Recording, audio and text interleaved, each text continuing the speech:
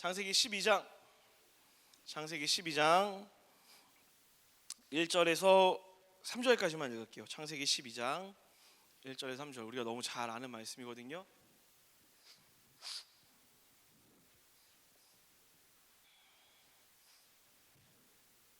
창세기 12장 1절에서 3절까지 말씀입니다. 네, 우리 찾았으면 한 목소리로, 3절밖에 안 되니까 다 같이 읽을 수 있죠? 읽어볼게요. 시작. 아브라함에게 이르시되 너는 너의 고향과 친척과 아버지의 집을 떠나 내가 내게 보여줄 땅으로 가라. 내가 너로 큰 민족을 이루고 내게 복을 주어 내 이름을 창대하게 하리니 너는 복이 될지라.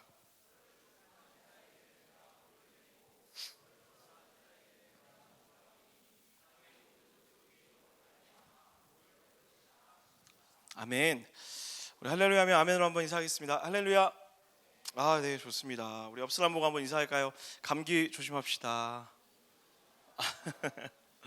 목사님이 지금 코감기가 걸려가지고 콧물이 되게 이렇게 귀엽게 나오고 있어요.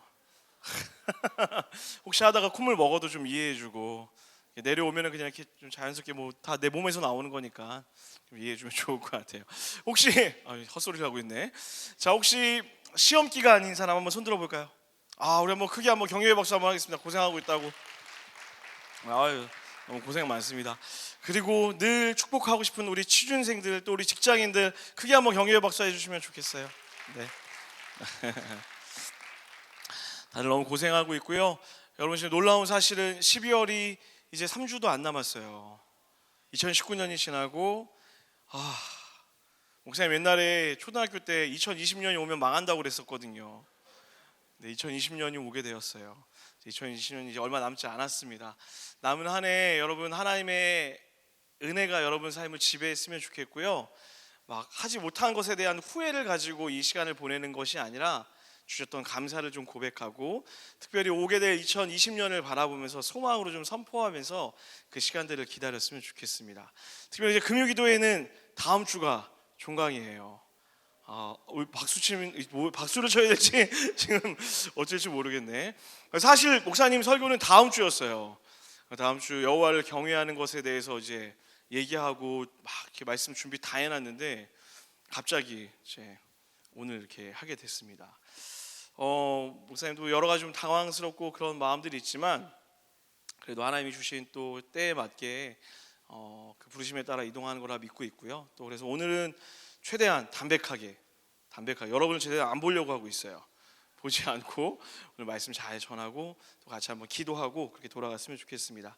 오늘은 여러분과 함께 우리가 금요기도회 동안 계속 이 위스덤에 대해서, 지혜에 대해서 이야기하고 있었는데, 이 아브라함을 통하여서 우리가 알아야 되는 하나님의 지혜, 또 우리가 그 하나님의 지혜를 알기 위해는 어떤 삶을 살아야 될지 우리가 너무 잘 알고 있는 이 이야기를 통해서 한번 짧고 굵게 살펴보도록 하겠습니다. 오늘 우리가 읽은 이 본문은 우리의 마음을 설레게 하는 한 단어와 반대로 우리의 마음을 참 불편하게 하는 한 단어가 같이 나오고 있어요. 설레게 하는 한 단어는 뭐냐면 복이 될 것이다, 복을 줄 것이다 라는 이야기예요. 그렇죠? 여러분, 복 받는데 기분 안 좋은 사람 없잖아요. 내가 너에게 축복해 줄게 라면 됐어, 짜증나, 이러면 좀 문제가 있는 거잖아. 대부분 복을 준다라고 하면은 그 복을 받는 것을 기뻐한다라는 거예요. 그런데 오늘 하나님이 그 복을 받는 것에 한 가지 전제를 달았어요. 그게 뭐예요? 떠나라 라는 거예요. 우리 1절 말씀 다 같이 한번 읽어볼게요. 다시 한번 1절 말씀 읽어볼게요. 여호와께서, 시작. 아버지의 집을 떠나, 짧게 이야기하면 이거예요. 떠나라, 복이 되게 할 것이다 라고 이야기하는 거예요. 사실 이 떠난다 라는 이 단어 자체는 물건, 내가 아끼는 어떤 것, 물건을 떠나서 모든 것을 포함해서 이 떠난다라는 단어는 참 우리의 마음을 불편하게 만드는 것 같아요. 내가 정말 아끼는 애장품을 떠나보낼 때도 마음이 아프고, 심지어 집에서 키우는 애완견, 그리고 애완묘라고 해야 되나요? 고양이들, 그런 동물을 떠나보낼 때도 마음이 아픈데, 심지어 사람과 사람 사이에서 이 떠나다라는 것은 참 우리의 마음을 불편하게 하는 것 같아요. 물론 목사님도 오늘 굉장히 불편한 마음으로 이 자리에 서 있어요. 떠난다라는 게 그렇게 유쾌하고 그렇게 좋지 않아요. 특별히 오늘 본문이 우리에게 더 많이 불편한 이유는 뭐냐면 그 떠남의 대상이 가족과 친구와 친척과 집, 나의 삶을 안정감 있게 만들고 있는 그것으로부터 떠나라라고 그렇게 이야기하고 있다라는 거예요. 안승환 목사님이 아까 예배 시작하면서 지난주에 이제 선교 다녀왔다 이야기했잖아요. 한 10일 가까이를 9일 정도를 다녀왔던 것 같아요. 9일 동안 다녀오는데 한 7일 정도 지났을 때 제가 집에 이렇게 전화를 걸었어요. 이렇게 페이스타임을 이렇게 하는데 보미가 전화를 안 받는 거예요. 그러니까 매일매일 전화를 받으면서 아빠 언제 와? 몇 밤 자면 와? 이렇게 묻고 막 이렇게 했던 보미가 7일째가 되는 그날 전화를 안 받는 거예요. 봄아 전화 좀 받아봐 했더니 엄마가 봄아 아빠랑 얘기해야지 말라고 얘기했는데 전화를 안 받고 침대에 머리를 이렇게 박고 있는 거예요. 그러더니 이렇게 가서 봤더니 아내가 들려주는데 너무 충격적인 말을 하는 거예요. 여러분 거짓말 하나도 안 보태고 제 딸이 천재여서가 아니라 이렇게 얘기했어요. 뭐라고 했냐면 도대체 몇 밤을 자야 아빠가 오는 거야. 잠을 자도 아빠는 오지 않잖아. 이렇게 얘기하는 거예요. 5살이에요 여러분. 굉장한 뭔가 좀 있는 것 같아요. 여러분 마지막으로 여러분이 꼭 축복합니다. 여러분 결혼하게 될 거라고 믿거든요. 첫째는 반드시 딸을 낳게 될 거를 소원하고 축복합니다. 믿음대로 될지어다. 아들은 아무 소용이 없어요. 누나가 그렇게 얘기하고 있는데 뒤에서 막 난리치고 있어. 와! 막 이러고 뛰어다니고 엄마 매달리고 뭐 정신이 없어요.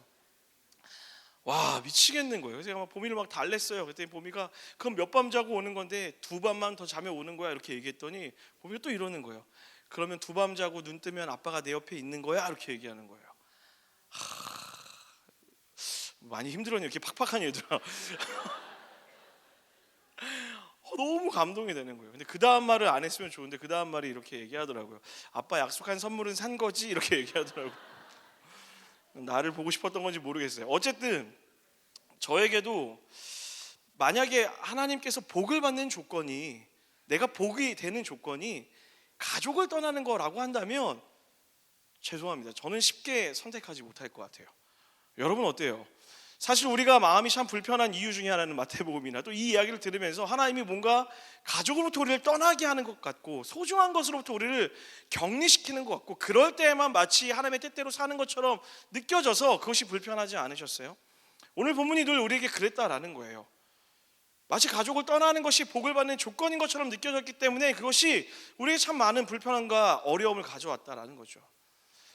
근데 사실 정말 하나님께서 이렇게 억지로 우리를 가족들로부터 떼어놓는 그런 사람이라고 한다면 저는 그런 하나님을 믿기는 쉽지는 않을 것 같아요.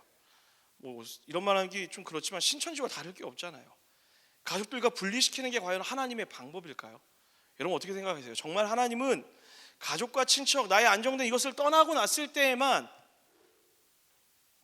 우리에게 복을 주시는 그런 분일까요? 우리가 이 본문의 하나님의 명령을 바로 이해하기 위해서는 한 지역에 집중해서 살펴볼 필요가 있어요. 오늘 본문의 배경이 되는 지역은 갈대아 우르라고 하는 지역이에요. 그리고 이 갈대아 우르보다 더 중요한 지역이 하나 있어요. 따라합시다. 시날 평지. 한 번 더요. 시날 평지. 이 시날 평지는요, 성경에서 너무 중요한 사건이 일어났던 한 장소였어요. 창세기 11장에 있었던 어떤 사건일까요? 바벨탑 사건이 있던 장소였어요. 시날 평지는 바벨탑 사건이 있었던 그 핵심 지역, 그 지역이었다라는 거예요. 여러분 바벨탑의 핵심이 무엇이었죠? 한번 따라하겠습니다. 우리 스스로. 한 번 더요. 우리 스스로. 아주 쉽게 하나님 필요 없다라는 거예요. 우리 스스로 이름을 낼 수 있고 우리 스스로 만족을 찾을 수 있고 우리 스스로 높아질 수 있고 우리 스스로 하나님 없이도 살아갈 수 있다. 여기는 그런 마음, 그런 태도, 그런 자세가 바벨탑을 지었던 사람들의 마음이었다라는 거예요. 그리고 오늘 이 시날 평지 근처에 있었던 갈대아 우르에 살았던 아브라함과 그의 가족과 그의 일대의 모든 친구들은 그 시대 정신을 닮아 살아가고 있었을 거라고 추측할 수 있다라는 거예요. 같은 사고와 같은 사고방식을 공유하며 살고 있었다라는 거예요. 심지어 어떤 학자는 이렇게까지 이야기하더라고요. 아마 아브라함과 아브라함의 친구들 그리고 가족들 그 친척들은 모두 바벨탑을 짓는 그 일꾼이었을지도 모른다라고 그렇게 해석하기도 해요. 목사님은 그렇게까지 생각하지는 않지만 그의 영향을 받았을 것이라는 것은 저도 동의해요. 무슨 말입니까? 하나님이 지금 가족과 친척과 집으로부터 떠나라는 얘기는 가족의 관계를 끊어버리라는 그런 의미가 아니라 그들을 지배하고 있던 그 시대의 정신으로부터 도망치라는 거예요. 내 스스로 주인이 될 수 있다 믿었던 그 정신으로부터 도망쳐서 하나님의 명령이 주가 되는 그 삶으로 다가가라고 이렇게 이야기하고 있다라는 거예요. 여러분, 하나님의 명령을 오해하시면 안 돼요. 하나님의 명령은 굉장히 합리적이에요. 하나님의 명령은 절대로 우리에게 불리한 것을 이야기하지 않아요. 하나님의 명령은 틀림이 없습니다. 동의하시면 아멘 합시다. 하나님의 명령이 틀릴 수가 없죠. 그 전능하시고 위대하신 그 하나님의 명령은 반드시 옳을 수밖에 없다라는 거예요. 그런데 문제는 뭐냐면 일상을 살아가는 우리에게 하나님이 요구하시는 이 떠남의 명령이 우리를 늘 불편하게 하고 있다라는 거예요. 질문해 봅시다. 여러분, 우리는 왜 떠나지 못하는 걸까요? 우리가 떠나지 못하는 이유, 하나님의 그 명령에 순종하여서 떠나지 못하는 이유가 뭘까요? 여러 가지 이유가 있을 수 있겠죠. 안정감을 누리고 있기 때문에, 그리고 지금이 만족하고 있기 때문에, 그리고 그냥 막연한 두려움이 있기 때문에 그 명령에 순종하여 떠나지 못하는 걸지도 모르겠어요. 그런데 이 모든 것을 포함해서 목사님 묵상하다 발견한 것이 있어요. 우리가 그 하나님의 명령 가운데 떠나지 못하는 가장, 그 시대 정신으로부터 도망치지 못하는 가장 큰 이유가 무엇이냐면 우리가 지금을 너무 사랑하고 있기 때문에 그래요. 그래서 우리는 떠나지 못하는 거예요. 나의 익숙함을, 나의 관계들을, 나의 생각과 나의 만족, 이 모든 것들을 너무 사랑하고 있다라는 거예요. 그런데 이 사랑이라는 것이 너무나 무서운 것이, 사랑하는 것은 참 좋은 일이지만 사랑의 대상이 잘못됐다라는 거예요. 하나님은 우리에게 나를 사랑하라고 이야기하잖아요. 그렇다고 여러분 나를 막 하대하라는 그런 의미가 아니에요. 하나님은 우리가 하나님을 더 최우선하여 사랑하기를 원하신다라는 거예요. 그리고 하나님을 사랑하여서 우리에게 주어진 삶의 명령들을 따라 살아가기를 원하는데, 우리는 하나님보다 지금 이 시대 정신들을 더 사랑한다라는 거예요. 나에게 만족을 주는 내 기대와 내 생각과 내 기준과 내 가치관을 하나님보다 더 사랑하고 있다라는 거예요. 그러니까 내 관계를 포기하고 싶지 않은 거예요. 내가 생각하고 있는 이 가치관을 포기하고 싶지 않은 거예요. 내가 믿고 있는 이 모든 환경을 떠나고 싶지 않은 거예요. 왜요? 하나님보다 지금 이 관계와 내 생각과 내 마음과 내가 누리고 있는 이것들을 더 사랑하고 있기 때문이에요.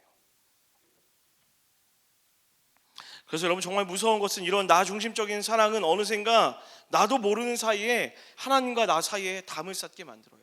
벽을 쌓게 만드는 거예요. 그리고 결국에는 스스로 갇혀버리는 거예요.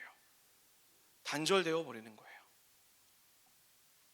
내가 경험한 것이 전부인 것처럼 생각하게 되고, 내가 경험한 것이 최고의 상황이라 믿어버리게 되는 거죠. 여러분, 그래서 우리가 기억해야 될 게 있어요. 우리가 우리 자신, 그리고 이 시대 정신, 하나님이 우리로부터 떠나라고 하는 그것들로부터 떠나지 못하는 진짜 결정적인 이유는 불안해서도 두려워서도 아니라 더 큰 이유는 하나님을 사랑하지 않기 때문이라는 거예요. 하나님을 사랑하지 않는 불신의 마음 때문에 우리가 그 주의 명령을 순종하여 떠나지 못한다라는 것이죠. 여러분, 이렇게 한번 생각해 봤으면 좋겠어요. 얼마 전에 제 핸드폰이 막 문제가 너무 심하게 생겨서 핸드폰을 하나 사야 되겠다 생각을 막 가지고 있었어요. 근데 아내가 저에게 아이폰 11 프로를 256기가를 현금으로, 그 정도 돈 다 있나 봐, 현금으로 그냥 딱 하고 사줬어요. 할렐루야. 물론 현실에서 일어난 일은 아니에요. 상상 속에서 그랬으면 좋겠다라고 꿈이 깼었던 것 같아. 근데 어쨌든 한번 생각해 보자고요. 저한테 그런 핸드폰이 생겼어요. 지금은 6를 쓰고 있는데 11 프로가 생겼어. 근데 아내가 저한테 이렇게 얘기하는 거예요. 여보, 11 프로 내가 사줄 테니까 지금 가지고 있는 아이폰 6 나 주면 안 돼요? 라고 얘기하는 거예요. 줄까요? 안 줄까요? 당연하죠. 기쁜 마음으로 당연히 내어드릴 수 있죠. 사랑하는 아내님에게 충분히 줄 수 있다라고 생각이 들어요. 왜요? 훨씬 더 가치 있는 것이 무엇인지 알기 때문이라는 거예요. 너무나 당연하고 너무나 뻔한 예화이긴 한데 생각해 보자고요. 우리가 하나님이 우리에게 무엇인가로부터 떠나라고 이야기할 때 그 떠남을 떠나지 못하는 이유가 무엇이냐면 하나님을 향한 사랑과 그 사랑에 대한 사랑을, 그 하나님의 사랑을 믿지 못하는 불신의 마음이 크기 때문이라는 거예요. 그 말은 하나님의 가치가 얼마나, 하나님을 믿는 것에 대한 가치가 얼마나 큰 것인지 모른다라는 거예요. 그 가치의 크기가 내가 믿고 있는 것보다 작기 때문에 우리는 이 자리에 머물러 있는 거예요.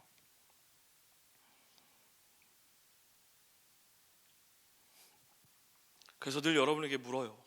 여러분 정말 하나님이 크신 분이라는 걸 믿으십니까? 전능하신 분이라는 걸 믿으십니까? 위대하고 어떤 것도 비교할 수 없는 찬양받기 합당한 분이시라는 것을 여러분 믿으십니까? 이렇게 물으면 우리 모두가 아멘이라고 대답하죠. 그런데 아멘이라고 대답한 이후에 여전히 우리는 그 자리를 떠나지 않고 머물러 있다라는 거예요. 오늘 아브라함의 모습에 우리가 주목해야 될 것은 그는 떠났다라는 거예요. 가족과 친척을 버린, 그런 집을 버린 그런 어떤 폐류나 이런 게 아니라 하나님의 말씀을 믿고 하나님의 그 말씀의 가치가 훨씬 큰 것을 믿고 그 시대가 지배하고 있던 그 시대 정신으로부터 과감히 떠났다라는 거예요. 그리고 그렇게 떠날 때에만 하나님의 뜻을 발견할 수 있게 된다고 우리에게 보여주는 거예요. 사랑하는 여러분, 저는 여러분에게 오늘 이 자리에서 간절히 부탁드리고 싶은 게 있어요. 여러분 떠나셔야 돼요.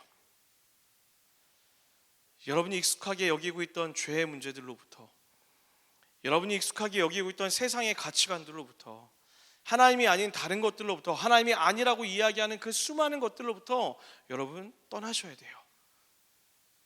정직해져 볼까요, 여러분? 우리는 몰라서 안 떠나는 게 아니에요.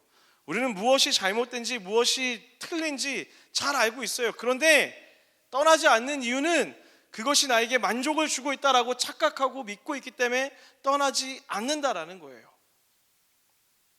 그렇게 떠나지 않으면 우리도 결국에 시나이 평지에서 바벨탑을 쌓아서 결국에 흩어졌던 그들과 똑같은 운명을 맞이하게 될 거예요.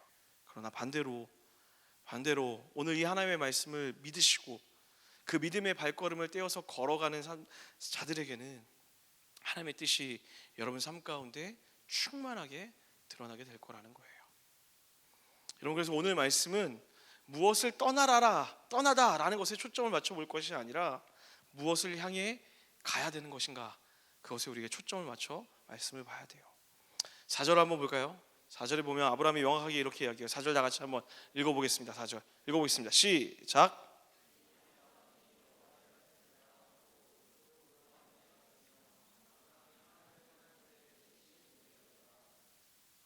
뭐라고 얘기해요? 아브라함은 하나님의 말씀을 따라갔다라고 이야기하고 있는 거예요.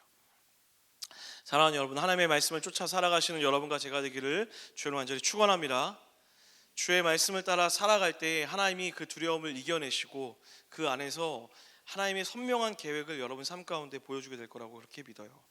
그래서 여러분 기억하세요. 떠남의 반대말은 완전한 신뢰와 믿음입니다. 다시요. 떠남의 반대말은 하나님을 향한 완전한 신뢰, 믿음이라는 것을 기억하기 소원합니다. 자, 그렇다면 하나님은 아브라함에게 무엇을 향해 가라고 이야기하는지 한번 살펴볼게요. 2절 말씀 다 같이 한번 읽어볼게요. 2절 내간으로 시작.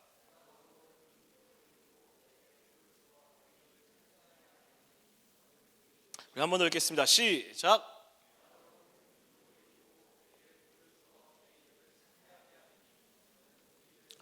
그렇게 떠나면서 얻게 된 결과가 뭐예요? 복이 될지라라고 이야기하는 거예요. 너무 기쁜 일이죠. 그런데 안타깝게도 우리가 생각하는 복의 내용과는 좀 달라요. 그렇죠? 우리가 생각하는 복의 내용은 뭐예요? 큰 땅을 얻게 되었다, 대부호가 되었다, 많은 것을 얻게 되었다, 온전한 행복을 누리게 되었다, 뭔가 평안을 얻게 되었다, 어떤 그런 세상에서 이야기하는 어떤 물질적인 축복이나 여러 가지를 이야기할 수 있어요. 그런데 오늘 2절에서 이야기하는 이 복의 내용이 뭐예요? 이 복의 내용은 다른 것이 아니라 하나님의 나라를 완성하는 도구가 되는 축복을 누리게 되었다라고 이야기하고 있는 거예요.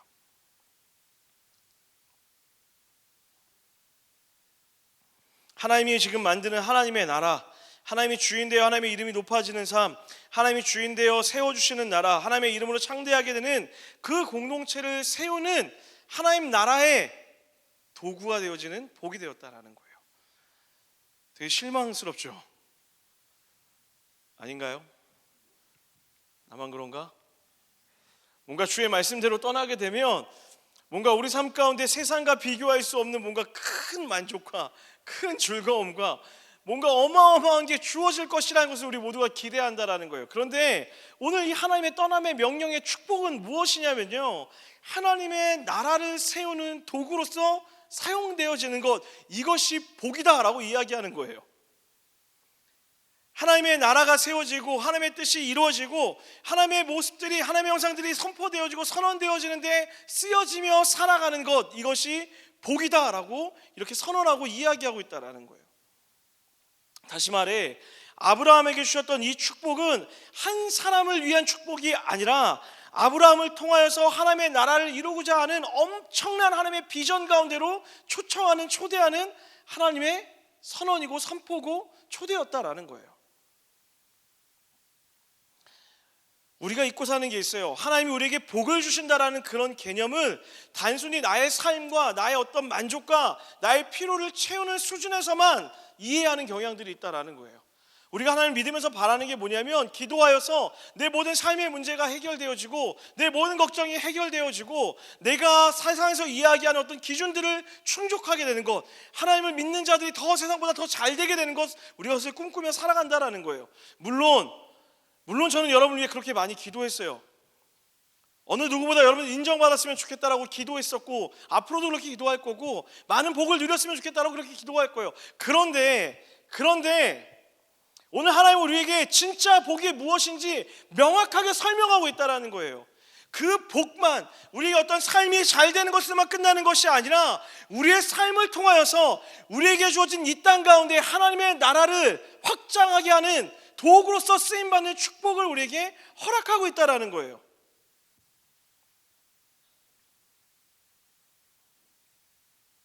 그래서 여러분, 우리 이 본문을 볼 때 우리가 새로운 관점을 하나 가질 수 있어야 돼요. 그게 뭐냐면, 아브라함 덕분에 모든 족속이 복을 받게 되었다라고 생각하는 것이 아니라 모든 족속이 복을 받아야 되기 때문에 하나님이 아브라함에게 복을 주신 거예요. 다시요, 아브라함이 복을 받았기 때문에 모든 족속이 복을 받게 된 게 아니라 하나님이 모든 족속에게 복을 주셔야 했기 때문에 아브라함을 택하였다라는 거예요. 다시요, 우리도 마찬가지라는 거예요. 여러분을 구원하신 목적과 이유가 여러분에게 복을 주시기 위한 것 맞아요. 그런데 여러분이 복을 받아서, 여러분이 은혜를 누려서 세상이 복을 받는 것이 아니라 이 세상이 하나님의 나라가 이루어지길 하나님이 원하셨기 때문에 하나님이 여러분을 구원하셨고 건져내셨고 여러분의 삶을 풍요롭게 하시고 여러분의 삶을 채워주시고 은혜로 충만하게 하셔서 여러분을 통하여 하나님의 나라를 이루어가기를 원하신다라는 거예요. 다시 말해, 우리의 구원과 우리의 하나님께서 주신 이 축복의 은혜는 나만을 위한 것이 아니라 우리가 살아가는 우리의 모든 공동체를 위한 것이 되어야 된다는 거예요. 각각에는 여러분의 가족이 여러분으로 인하여서 복을 받을 수 있어야 되는 거예요. 여러분과 함께 지내고 있는 여러분의 친구들이 여러분의 삶의 모습을 통하여 은혜가 흘러갈 수 있어야 된다는 거예요. 왜요? 하나님이 그들에게 복을 주시기를 원했기 때문에 여러분을 건져내신 거라고요. 여러분을 구원해낸 거라고요. 여러분의 패밀리에 은혜가 필요하기 때문에 지금 이 자리에서 우리가 하나님의 은혜를 경험하고 있는 것이고, 여러분이 살아갈 모든 삶의 환경 가운데 하나님의 은혜가 필요하기 때문에 오늘 우리가 하나님의 은혜로 채워지고 있다는 거예요. 그냥 단순히 내 삶의 어떠한 부분들만 채워지기 위해 하나님을 이기적인 관계에서 만족하고 끝나는 것이 아니라 나를 통하여 우리의 나라, 하나님의 나라를 채워가시는 그 하나님의 은혜를 우리에게 허락하고 있다는 거예요. 여러분, 이것이 축복입니다. 여러분, 이것이 복이에요. 잊으시면 안 돼요, 사랑하는 여러분. 구원받은 자들에게 주어진 축복이 무엇입니까? 라고 누군가 여러분에게 묻는다면, 누군가 여러분에게 구원받은 자들에게 주어진 진짜 축복이 무엇입니까? 라고 묻는다면 우리 모두가 이렇게 이야기할 수 있어야 된다고요. 이 작은 자를 통하여 하나님의 나라를 이룰 수 있는 복이 되었다는 것, 도구가 되었다는 것, 그것이 진짜 축복입니다 라고 이렇게 이야기할 수 있어야 되는 거예요.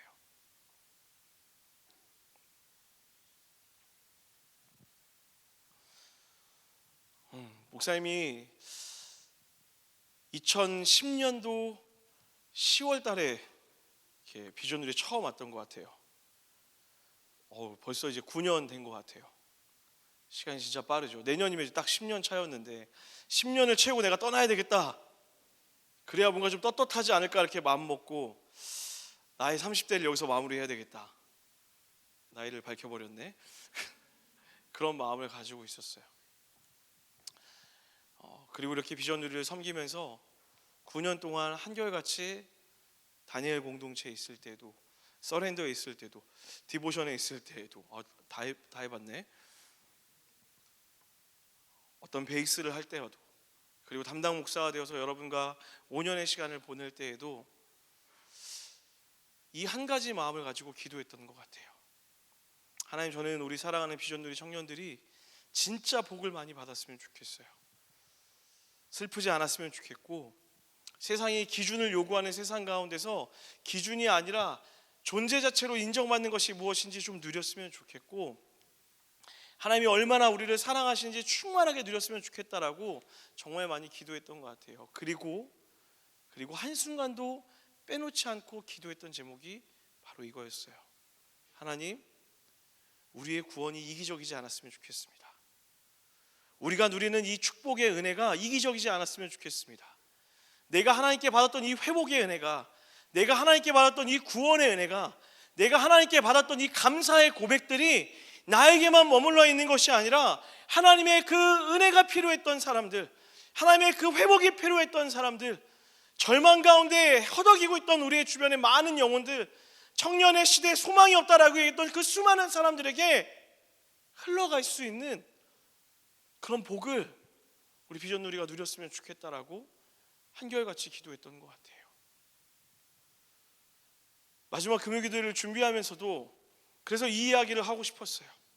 다른 수많은 내용, 수많은 것들을 전달하고 막 성경적 지식을 많이 이야기할 수도 있었는데 하나님이 오늘 저에게 주셨던 마음은 딱 이거 하나였어요. 여러분, 사랑하는 여러분, 하나님의 은혜가 여러분 삶 가운데 충만하게 되기를 주를 간절히 축원합니다. 그 충만한 은혜가 넘쳐나게 될 거라고 저 그렇게 믿어요. 확신해요. 그리고 이 한 가지만 더 아멘합시다. 그 충만한 은혜가 나에게만 머물러 있지 않고 하나님의 은혜가 필요한 곳에 흘러갈 수 있도록 주님 나를 사용하여 주십시오 라고 고백할 수 있는 여러분과 제가 되기를 주의 이름으로 간절히 축원합니다. 그것이 하나님이 우리를 부르신 이유이고, 그것이 하나님이 우리를 떠나게 하신 이유이고, 그것이 하나님이 우리를 세우신 이유예요. 참 안타까운 것은, 그런데 이 땅에 많은 청년들이 그렇게 살아가지 않아요. 이 땅에 많은 그리스도인들이 그렇게 살아가지 않아요. 정직하게 목사인 저도 이 설교를 준비하면서 하나님 앞에 되짚고 물어봤어요. 내 많은 기도에 많은 제목들이 어떤 것이 있었을까 돌아보니까 사실 저도 잊을 때가 있더라고요. 우리가 그렇게 하나님의 나라를 소망하고 하나님의 나라를 찾지 않는 이유가 무엇일까 참 많이 묻고 기도했던 것 같아요. 그런데 또 한 가지의 질문이 나왔어요. 대답이 나왔어요. 뭐였냐면 딱 하나였어요. 우리가 그런 삶을 꿈꾸지 않는 것, 우리의 은혜가 나에게만 머물러 있지 않고 흘러가기를 소원하는 것, 그것을 소망하지 않는 이유가 딱 하나밖에 없더라고요.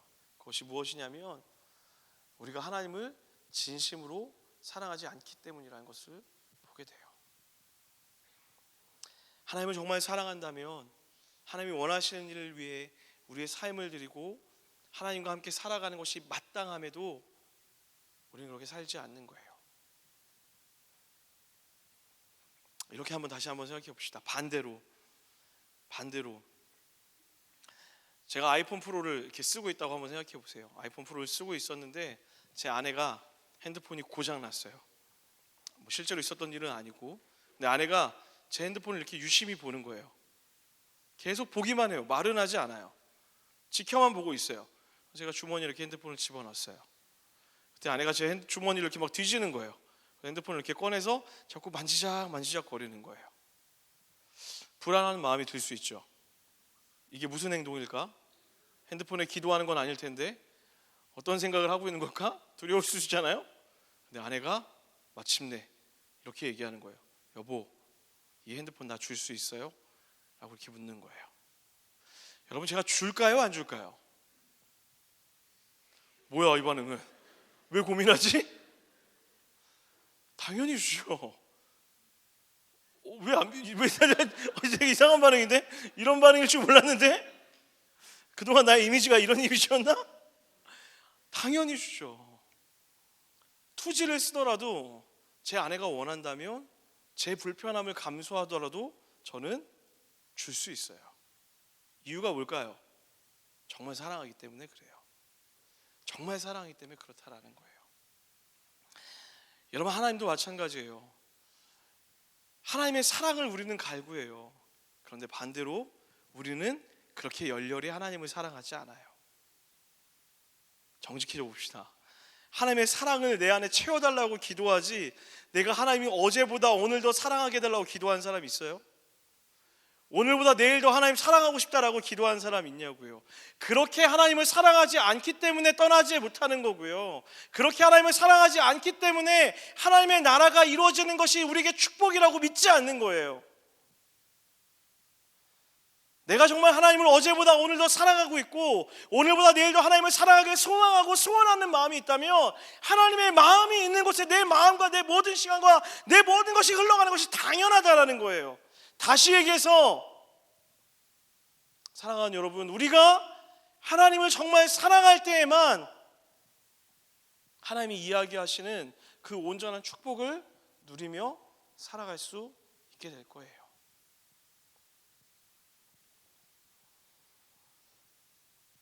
사랑하는 여러분, 마지막으로 간절히 부탁드립니다. 하나님을 어제보다 오늘 더 사랑하시고 오늘보다 내일 더 사랑하기를 원하신다라고 그런 기도하시는 여러분과 제가 되길 간절히 소원해요. 여러분 마음에 여러분의 기도의 내용이 많은 내용이 있을 수 있어요. 괜찮아요. 여러분의 필요를 채우는 기도가 있을 수 있어요. 괜찮아요. 구하면 주시니까 맞아요. 구할 수 있어요. 그런데 그 모든 기도보다 가장 먼저 앞서서 했으면 하는 기도가 이것이었어요.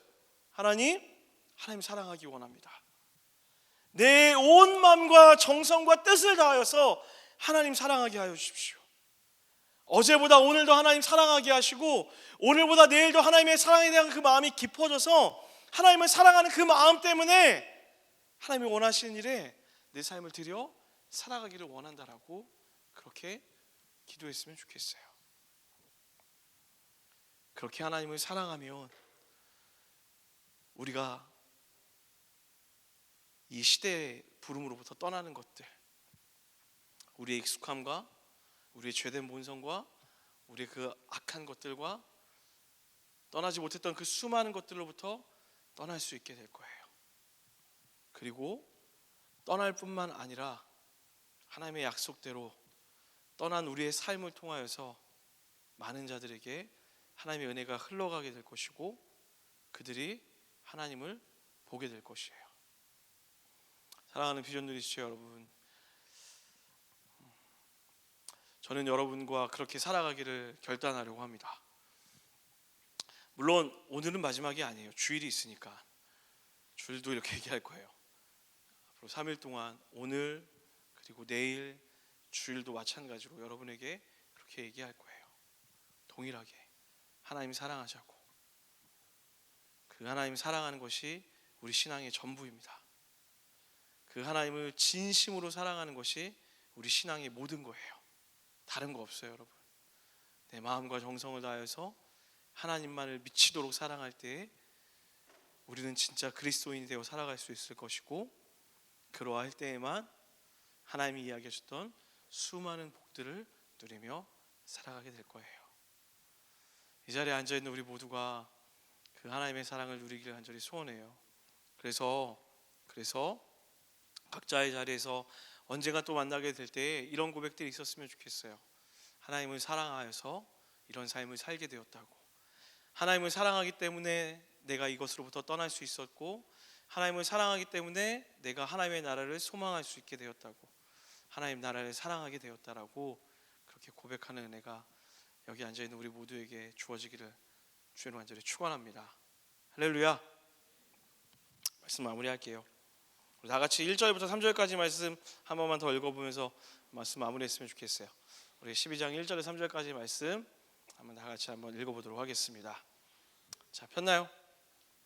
다 같이 한번 읽어볼게요. 시작.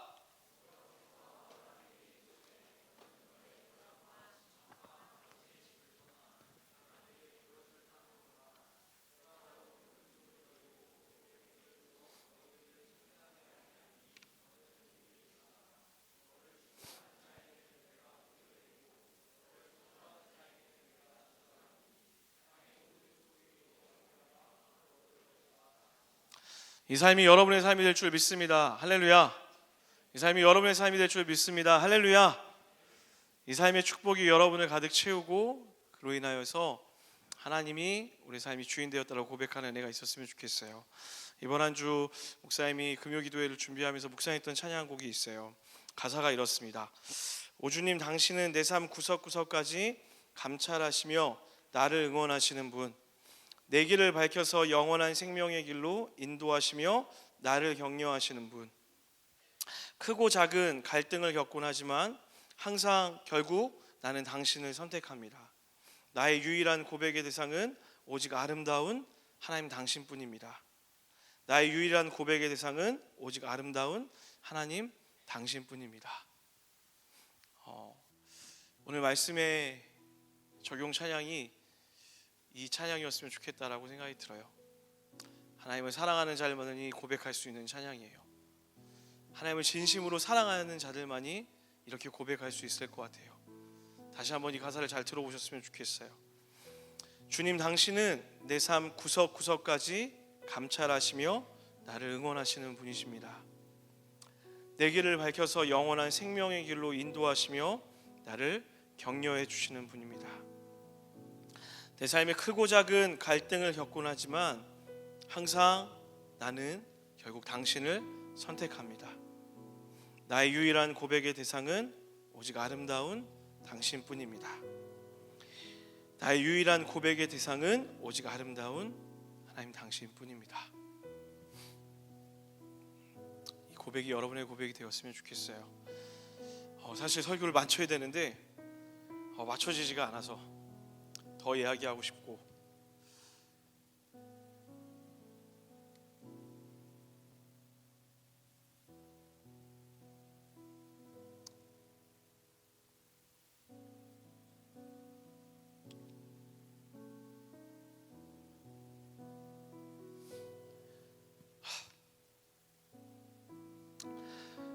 큰일 났네. 담배 피워야 되는데.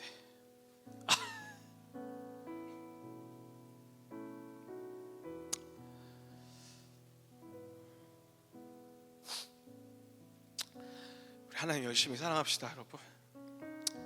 하나님 정말 사랑하고 이 고백을 평생 우리의 마음에 가지고 이렇게 하나님만 사랑하다가